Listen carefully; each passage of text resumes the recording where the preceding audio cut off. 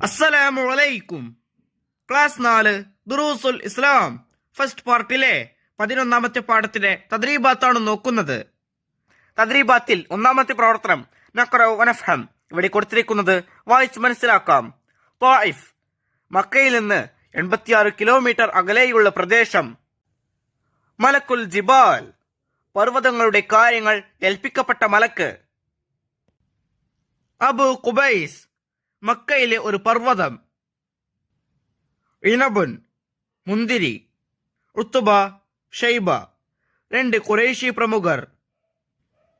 ഹുസനുൻ, ദുഃഖം. ആമുൽ ഹുസൻ, ദുഃഖവർഷം. നഖ്ല, മക്കയുടെ സമീപത്തുള്ള ഒരു സ്ഥലം. തദ്രീബാത്തിൽ രണ്ടാമത്തെ പ്രവർത്തനം നസിൽ, യോജിച്ചവ പരസ്പരം ചേർക്കാനുള്ളതാണ്. ഉത്തുബ, അബു ഖുബൈസ്, അദ്ദാസ്, മലക്കുൽ ജിബാൽ. ഖർനുസ് സആലിബ്, ഇപ്പുറത്ത് നോക്കൂ. നീനവ സ്വദേശി, ഖുറൈശി പ്രമുഖൻ.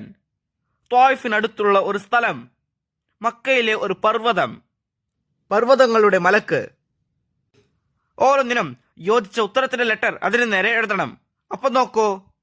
ഉത്തുബ, ഖുറൈശി പ്രമുഖൻ. അബു ഖുബൈസ്, മക്കയിലെ ഒരു പർവ്വതം. അദ്ദാസ്, നീനവ സ്വദേശി. മലക്കുൽ ജിബാൽ, പർവ്വതങ്ങളുടെ മലക്ക്. ഖർനുസ് സആലിബ്, ത്വായിഫിനടുത്തുള്ള ഒരു സ്ഥലം. തദ്രീബാത്തിൽ മൂന്നാമത്തെ പ്രവർത്തനം നുജീബ്. ഒന്നാമത്തെ ചോദ്യം, അദ്ദാസ് ഏത് നാട്ടുകാരനാണ്? ഉത്തരം, നീനവ നാട്ടുകാരനാണ്. രണ്ടാമത്തെ ചോദ്യം, ജിന്നുകൾ ഇസ്ലാം സ്വീകരിച്ചത് എവിടെ വെച്ച്? ഉത്തരം, നഖ്ല എന്ന സ്ഥലത്ത് വെച്ച്. മൂന്നാമത്തെ ചോദ്യം, ഖദീജ ബീവി റളിയല്ലാഹു അൻഹ വഫാത്തായത് ഏതു വർഷം? ഉത്തരം, നുബുവത്തിന്റെ 10ാം വർഷം. നാലാമത്തെ ചോദ്യം, അർദാസ് ഇസ്ലാം സ്വീകരിക്കാൻ എന്താണ് കാരണം?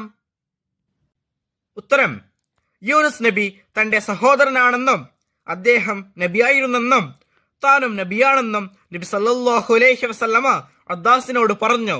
ഇത് കേട്ട അദ്ദാസ് നബി സല്ലല്ലാഹു അലൈഹി വസല്ലമയുടെ ശിരസിൽ ചുംബിക്കുകയും ഇസ്ലാം സ്വീകരിക്കുകയും ചെയ്തു. ബാക്കിയുള്ള പ്രവർത്തനങ്ങൾ ഈ പാഠത്തിന്റെ വീഡിയോയിൽ കൂട്ടുകാർക്ക് ലഭ്യമാകും.